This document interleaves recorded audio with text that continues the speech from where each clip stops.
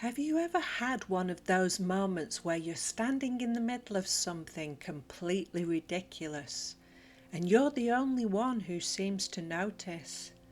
Everyone else is acting like this is normal, like this is just how things are, and you're standing there thinking, am I the crazy one? That's not crazy, that's waking up to absurdity. Part 2. Personal Truth. I've had my fair share of absurd moments. The health guru who told me I'd be dead in 5 years, when I asked how, he casually predicted a heart attack, stroke, or something exploding. I was far more likely to have taken a bath with the toaster or borrowed a gun from a yank friend and blown my brains out. I was that depressed. But sure, heart attack. Then there was my brother, living less than a 10-minute walk away. When he didn't hear from me for 6 months after I found out he'd contacted my best friend and didn't confront him, I just chose to distance myself. He rallied support for me. Rallied support, that's what he called it. He grasped me up to our big ugly sister, the one neither of us had spoken to for more than a decade.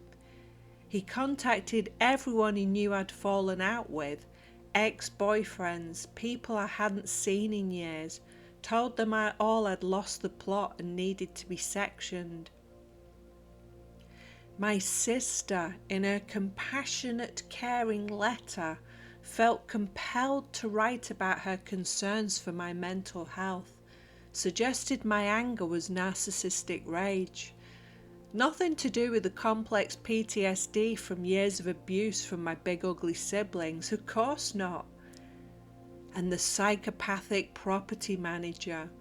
He made a full-time career out of projecting his unwanted, unacknowledged shadow onto everyone else. I thought he was hilarious when I first met him. I literally watched him act out everything he accused others of. The absurdity was so thick you could cut it with a knife, but I couldn't see it because I was inside it. That's the thing about absurdity. You don't notice it when you're drowning in it. You only notice it when you're finally standing on the bank looking back. Part 3. Common Story. Absurdity doesn't announce itself. It's not a clown with a horn. Absurdity sounds like this. That's just how it is. Everyone does it. You're overthinking it. It's the silent agreement that a situation doesn't need to make sense, that you should just accept it and move on. And here's the cruel part. Absurdity relies on your willingness not to look.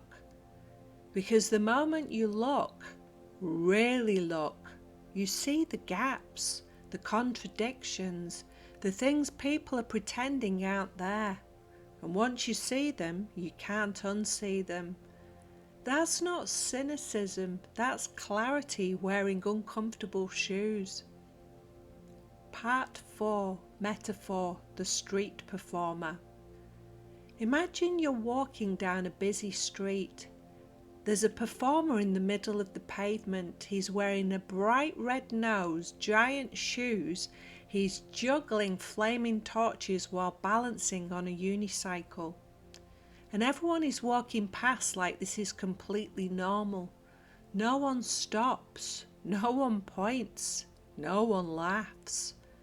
You ask someone, what's that all about? They look at you like you're the strange one.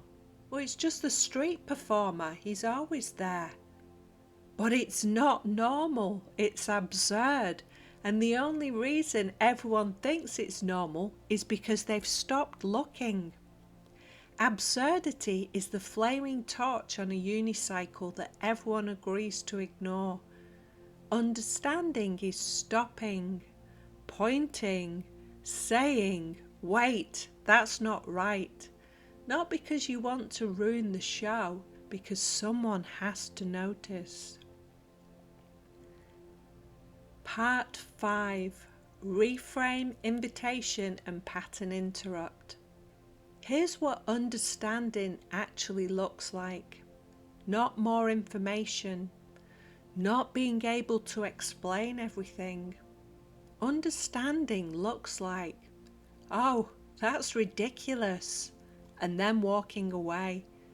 Because once you recognize absurdity for what it is, once you stop pretending it's normal, you're free. Not because the absurdity disappears, because you stop trying to make it make sense. This week's invitation is simple. Next time you find yourself in a situation that doesn't add up, a conversation that feels off, a rule that doesn't make sense, an expectation that's clearly unhinged, pause. Just pause and ask yourself, is this real or is this just something everyone has agreed not to question? That pause is not rebellion. It's not cynicism. It's sense. And sense is rarer than you think. Part 6. Call to action. If you're still listening, thank you. I don't have a strategy. I don't have a funnel.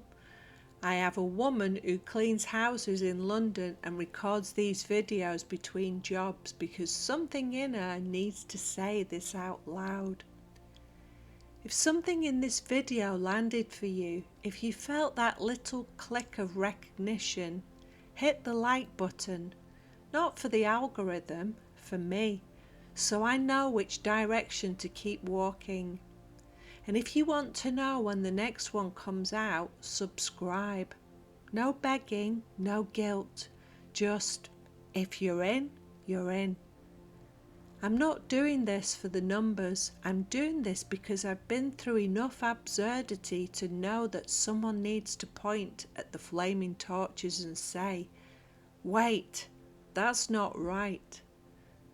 Either way, I'll be here every 2 weeks, trusting that eventually I will touch someone.